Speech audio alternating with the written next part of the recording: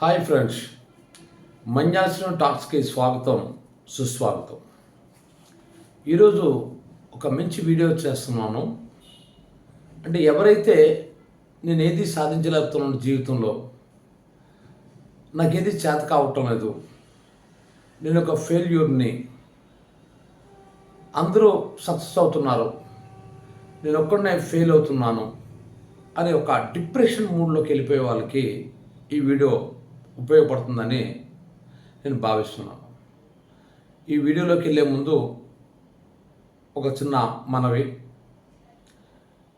మా ఛానల్ని మీరు లైక్ చేయండి, సబ్స్క్రైబ్ చేయండి, షేర్ చేయండి. ఎందుకంటే ఇలాంటి విషయాలు చాలామందికి అందాలి, చాలామంది తెలుసుకోవాలి. ఒకప్పుడు మేము పుస్తకాలు చదివేవాళ్ళం, ఇప్పుడంతా యూట్యూబ్లు, ఇంటర్నెట్లు వస్తాయి. పుస్తకాలు చదివిన వాళ్ళకి క్రియేటివ్ బ్రెయిన్ బాగా పనిచేస్తుంది. ఇప్పుడు ఆ టాపిక్ గురించి నేను తర్వాత మాట్లాడతాను. ఈ వీడియోస్ 10 మందికి అందాలి అంటే మీరు మాకు కొంత హెల్ప్ చేయాలి. ఈ వీడియోల్ని, మా ఛానల్ని సబ్స్క్రైబ్ చేయమనండి, మీ ఫ్రెండ్స్కి షేర్ చేయమనండి, లైక్ చేయమనండి. అప్పుడు చాలామందికి మేము చెప్పే విషయాలు ఉంటాయని మేము అభిప్రాయపడుతున్నాం. ఈరోజు టాపిక్ ఏంటంటే 30 కోట్ల మందిని ఓడించిన విజేత. 30 కోట్ల మందిని ఓడించిన విజేత అంటే ఈ మాట చెప్పగానే మనకి అలెగ్జాండర్ జ్ఞాపకం వస్తాడు. అంటే అలెగ్జాండర్ విశ్వవిజేత అంటారు కదా, నిజానికి అతను విశ్వవిజేత ఏం కాదు. అంటే మొత్తం ప్రపంచాన్ని జయించలేదు, కానీ ప్రపంచంలో చాలా భాగం జయించాడు. నేను ఇప్పుడు మాట్లాడుతుంది అలెగ్జాండర్ కోసం కాదు. మరి 30 కోట్ల మందిని ఓడించిన విజేత ఎవరు? ఇది మీకు డౌట్. అంటే ఇంతకుముందు చెప్పుకున్నట్లు ఒక డిప్రెషన్లో ఉన్న ఒక వ్యక్తి, నేను ఎందుకు పనికి మాలిన వ్యక్తిని, నేను ఎందుకు చేతకాని వ్యక్తిని, నాకేది చేత కాదు, నాకేది రాదు అంటే శివంజీ బృందావన్ కాలనీ సినిమాలో హీరో అంటాడు కదా, నాకు ఇది చేత కాదు, నేను చేయలేను అంటుంటాడు. ఆ హీరోయిన్ టీవీఎస్ కంపెనీలో దేంట్లో జాయిన్ చేసినప్పుడు అక్కడ అన్ని పార్ట్లు విడదీసి ఇట్లా కలపమని అని అనేటప్పుడు నాకు ఇది రాదు, నాకు చేత కాదు అని అంటుంటాడు. చాలామంది యువతలో మాకేది చేత కాదు, మాకు రాదు అనేటువంటి ఫీలింగ్స్తో ఉన్నారు. అంటే ఒక నెగిటివ్ ఫీలింగ్, వాళ్ళ మీద వాళ్ళకే నెగిటివ్. నేను ఒక విషయం చెప్తాను చూడండి. మనం అంటే మనల్ని ఇతరులు నమ్మాలి, మనల్ని మనం నమ్ముకోవాలి. ఈ 2 పాయింట్లు ఇప్పుడు ఇంపార్టెంట్. అంటే సమాజం మిమ్మల్ని నమ్మాలి, మీ ఫ్రెండ్స్ కానీ, మీ కుటుంబ సభ్యులు కానీ, లేదంటే మీ బంధువులు కానీ, లేదంటే మీ వీధిలో వాళ్ళు లేదా ఊర్లో వాళ్ళు మిమ్మల్ని నమ్మాలి. అంటే మీ మీద ఒక నమ్మకం ఉండాలి. ఒకవేళ అది లేకపోయినా మీకు వచ్చే నష్టం లేదు. కానీ మీ మీద మీకే నమ్మకం లేకపోతే మాత్రం ఆ స్థితి చాలా దారుణంగా ఉంటుంది. నిన్ను నువ్వు నమ్ముకోకపోతే నిన్ను ఇతరులు ఎందుకు నమ్ముతారు? ఇతరులు నిన్ను ఎప్పుడు నమ్ముతారు? నువ్వు సక్సెస్ అయినప్పుడు నమ్ముతారు. నువ్వు ఫెయిల్ అయినప్పుడు వాళ్ళు నమ్మరు. కానీ నువ్వు ఫెయిల్ అవుతున్నా, ఒకసారి 10 సార్లు 100 సార్లు 1000 సార్లు ఫెయిల్ అవుతున్నా నీ మీద నువ్వు నమ్మకాన్ని కోల్పోకు. ఎందుకు ఈ మాట ఎంత ఖచ్చితంగా చెప్తున్నా ఇందాక స్టార్టింగ్లో చెప్పాను కదా, 30 కోట్ల మందిని గెలిచిన విజేత ఎవరో తెలుసా మీకు?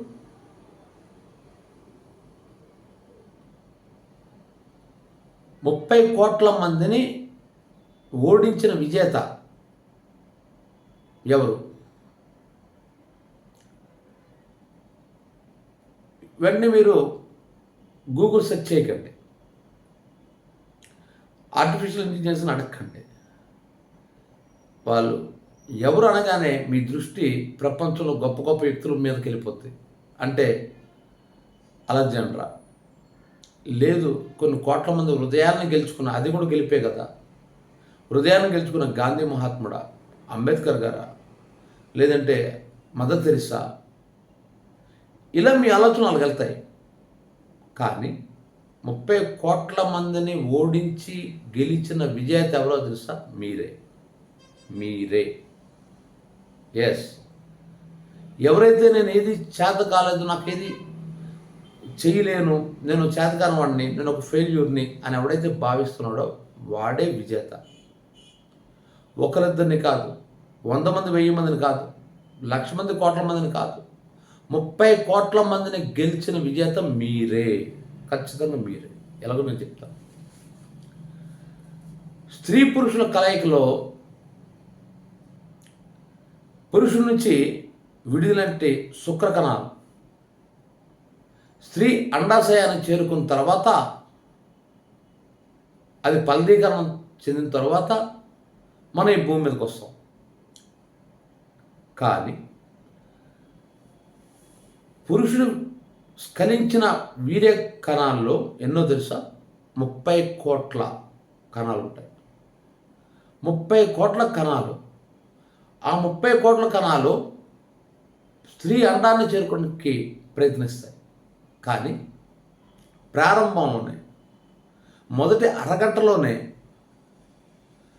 90% పైగా కణాలు ఆ యోనిలో ఉన్నటువంటి ఆ వాతావరణం తట్టుకోలేక చచ్చిపోతాయి.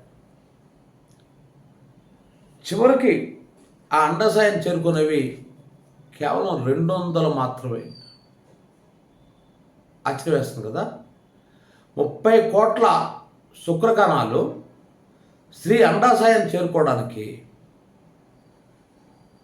ప్రయాణం చేస్తూ ప్రారంభం మొదటి అరగంటలోనే 90% పైగా చచ్చిపోతే, మిగతా ప్రయాణం చేస్తూ మధ్యలో చచ్చిపోతూ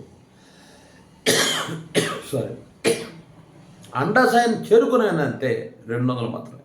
కానీ ఆ అండాశయం లోపలికి మొదట వెళ్ళేది ఒకే ఒకటి. వన్స్ ఒకటి ఎంటర్ అయిపోతే రెండోదానికి ఛాన్స్ లేదు. అంటే మనం చూడండి, 100 మీటర్స్ పరుగు లేదా 800 మీటర్స్ పరుగు పెడతారు మనకి ఎస్ఐ కాంపిటీషన్స్ అట్లో. పెట్టినప్పుడు ఒక 5-6 ఒక ట్రాక్లో నిలబెట్టి పంపిస్తారు. అందులో 15 సెకండ్స్లోగా ఎవడైతే ఆ చేరుకుంటాడో టార్గెట్ని, వాడిని పక్కన పెడతారు, మిగతా వాళ్ళని పంపించేస్తారు. మిగతా ఈవెంట్స్ చూసుకొని పక్కన పెడతారు. అలా ఇక్కడ 30 కోట్ల మంది ప్రయాణం చేశారు. అక్కడ ప్రయాణం చేస్తే ఆ టార్గెట్ని మాత్రం ఒకే ఒకరు ఛేదించారు, ఒకే ఒకరు దాన్ని చేరుకున్నారు. అంటే 30 కోట్ల మందిని ఓడించి చివరికి 200 మంది మిగిలితే ఆ 200లో ఒకే ఒకరు మాత్రం అండాశయం లోపలికి వెళ్ళిపోగలిగారు. మరి ఇది గొప్ప విజయం కాదా? మనం ఈ భూమి మీద పుట్టడమే మనం సాధించిన విజయం. మనం ఆ విజయాన్ని మర్చిపోయి మనం నేనేమి సాధించలేకపోయాను అని అనుకుంటున్నాం. మీకు విషయం తెలుసా? అతి చిన్న కణం శుక్రకణం శరీరం, అది పెద్ద కణం అండాశయం. అంటే ఒక శుక్రకణం అంటే అది చిన్న కణం, అతి పెద్ద కణాన్ని చేరుకోవాలి, అందు లోపలికి వెళ్ళగలగాలి. అంటే సైజులో చూస్తే చాలా చిన్న కణం, అది పెద్ద కణాన్ని చేరుకోవాలి. అంటే టార్గెట్ చాలా పెద్దది. అందుకే చెప్తాను చూడండి, మనిషి జీవితం కూడా అంతే. మనిషి చాలా చిన్నవాడు, ఆ టార్గెట్ చాలా పెద్దవి. ఇక్కడ ఒక విచిత్రం ఏంటంటే, ఈ యోని నుండి ఆ అండానికి చేరుకోవడానికి మధ్య దూరం ఎంతో తెలుసా? కేవలం 6 అంగుళాలు. 6 అంగుళాలు చేరుకుంటే నీ పుట్టుక. మనం 6 అంగుళాలు చేరుకుంటే మన పుట్టుక. మనం చనిపోయిన తర్వాత మనకు కావాల్సింది 6 అడుగుల నేల. ఎంత సైన్స్కి ఫిలాసఫీ ఎంత టచ్ ఉంది ఇక్కడ చూడండి. మనం ప్రయాణం చేసి 6 అంగుళాలు దూరంలో ఉన్న అండంలోకి మనం ప్రవేశించగలిగితే పుట్టుక. పుట్టి మనం పెరిగి చదువుకోనో లేదా ఉద్యోగాలు చేసుకుని అలా పెరుగుకుంటూ వ్యాపారాలు చేసుకుని పెరుగుకుంటూ చివరికి చచ్చిపోతాం. చచ్చిపోయిన తర్వాత మనకు కావాల్సింది 6 అడుగుల నేల, గొయ్యి. ఇక్కడ 6 అంగుళాలు, అక్కడ 6 అడుగులు. ఇక్కడ 6 అంగుళాలు ఎందుకంటే ఇది అత్యంత చిన్న సూక్ష్మమైన కణం. అక్కడ 6 అడుగులు ఎందుకంటే మనిషి 6 అడుగులు పొడవు ఎదుగుతాడు కాబట్టి అంటారు.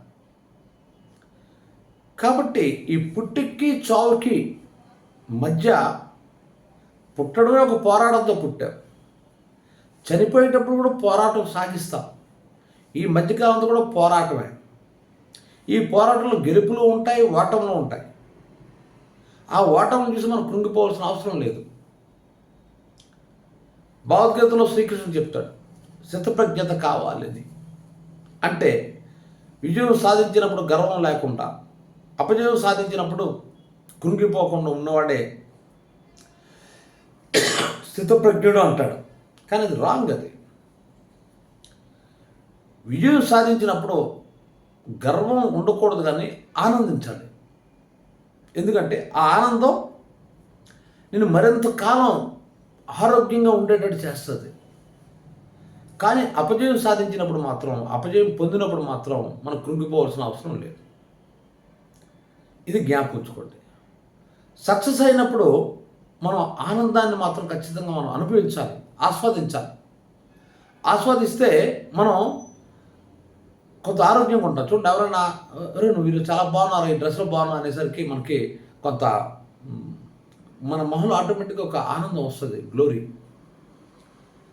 లేదంటే ఏటో వాళ్ళకి ఎండిపోతున్నావు, నువ్వు నీరసంగా అయిపోతున్నావు అని ఎవడన్నా అన్నా అనుకో, నిజంగా మనం అప్పుడు నీరసం లేకపోయినా ఆటోమేటిక్గా మన మనసు నీరసంగా మారిపోద్ది, ఆటోమేటిక్ శరీరం నీరసంగా మారిపోద్ది. కాబట్టి ఇక్కడ ఏంటంటే సక్సెస్ ఎప్పుడైతే వస్తుందో దాన్ని ఆస్వాదించండి. ఫెయిల్యూర్ ఎప్పుడైతే వస్తుందో దాన్ని మర్చిపోండి. మనిషి జీవితం తర్వాత అవమానాలు ఉంటాయి, ప్రశంసలు ఉంటాయి. ప్రశంసలు పాజిటివ్గా తీసుకోండి, అవమానాలు మర్చిపోండి. లేదు మనం బ్రతకలేం. ప్రతి మన జీవితం ఇది తప్పదు. ఏదో అవమానం జరిగిందనో, ఒక సక్సెస్ అవ్వలేదనో, 10th క్లాస్ కుర్రాడు 10th క్లాస్ పాస్ ఫెయిల్ అయిపోయామని చెప్పేసి ఆత్మహత్య చేసుకున్న కుర్రాడు గురించి మనం వింటుంటాం, అమ్మాయిల గురించి. లేదు ప్రేమలో ఫెయిల్ అయిపోయి ఆత్మహత్య చేసుకునే వాళ్ళు, లేదు ఉద్యోగం రాలేదని ఆత్మహత్య చేసుకున్న వాళ్ళు, జీవితంలో ఏది సాధించాలనుకున్నా ఫెయిల్ అయిపోతారని బాధపడి ఆత్మహత్య చేసుకుని చాలామందిని చూస్తుంటాం. అది ఎందుకంటే వాళ్ళ ఫెయిల్యూర్ని మనసుకు ఎక్కించుకున్నారు, తద్వారా అది గుండెకి వెళ్ళింది. ఈ రెండింటి మధ్య స్ట్రగుల్ అవుతాడు, అయితే హార్ట్ అటాక్తో పోతాడు, లేదా ఆత్మహత్య చేసుకుంటాడు. కాబట్టి మీ ఫెయిల్యూర్ని మనసుకు కానీ గుండెకి కానీ చేరనివ్వకండి. మీ సక్సెస్ని మీ శరీరంతో పంచుకోండి, అప్పుడు హ్యాపీగా ఉండగలరు. ఎందుకంటే మీరు పోరాడి ఒక స్ట్రగుల్కి గురై 6 అంగుళాల దూరాన్ని చేరుకోవడానికి 30 కోట్ల మందితో పోటీ పడి గెలిచిన విజేత మీరే. అంత గొప్ప గెలిచిన తర్వాత 30 కోట్ల మందిని ఓడించిన తర్వాత, ఒకవేళ ఆ 30 కోట్ల మంది కూడా ఫలదీకరణం జరిగితే, అండాశయాన్ని చేరుకుంటే, వాళ్ళందరూ కూడా జీవులే కదా, వాళ్ళందరూ కూడా మనల్ని మనుషులు అయిపోతారు కదా. కానీ ఒక్కలే ఈ భూమి మీదకి వచ్చారంటే 30 కోట్ల మందిని మీరు ఓడించి గెలిచిన విజేత మీరు. అటువంటి విజేత చిన్న చిన్న అవమానాలకు, చిన్న చిన్న ఫెయిల్యూర్స్కో మనం డిప్రెషన్లోకి వెళ్ళిపోయి మన జీవితాన్ని నాశనం చేసుకోవడం చాలా తప్పు. మళ్ళీ చెప్తున్నాను, 30 కోట్ల మందిని గెలిచిన విజేత మీరే. ఈ వీడియో మీకు నచ్చినట్లయితే మైనార్సీ టాక్స్కి లైక్ చేయండి, షేర్ చేయండి, సబ్స్క్రైబ్ చేయండి. Thank you very much.